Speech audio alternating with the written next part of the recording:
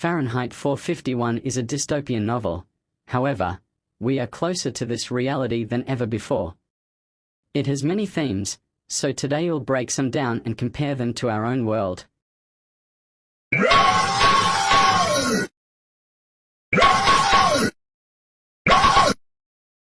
The parlor walls are described to be a giant TV of sorts.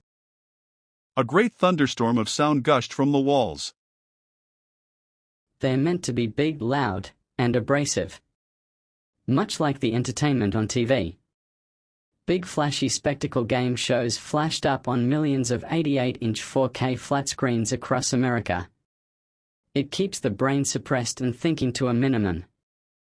However, the great thing about mass media is that you can control it. Unfortunately, some members of the media use their platforms to push their own personal bias. And agenda to control exactly what people think. This is extremely dangerous to our democracy. In the final act during the police chase, they lose Montag and take an innocent man in. They use camera tricks, keeping it out of focus, and building tension. They do this to make a grand spectacle out of it. The search is over. Montag is dead. A crime against society has been avenged. Often we see this in the media. Something tragic happens, and everyone starts pointing fingers and saying it was this group and that group, all while building fear and hate-mongering. The media in Fahrenheit 451 is heavily controlled when history is rewritten.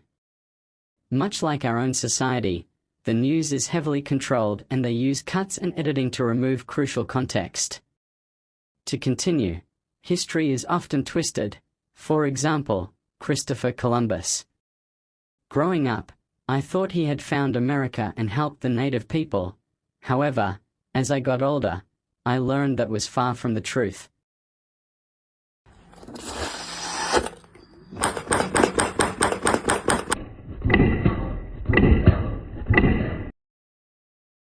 A major theme in the book is books being represented as some kind of winged creature. Often birds. As if it is to symbolize that books are freedom. Knowledge is freedom, and books are your wings to reach it.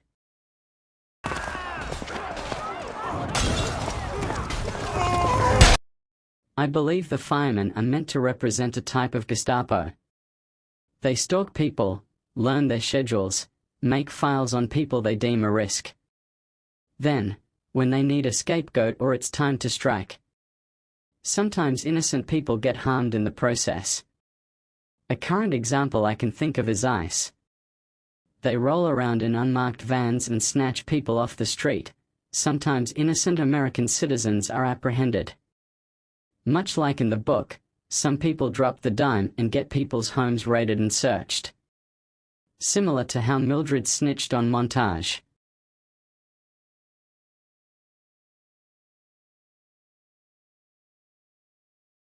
I've been thinking about the fire last week.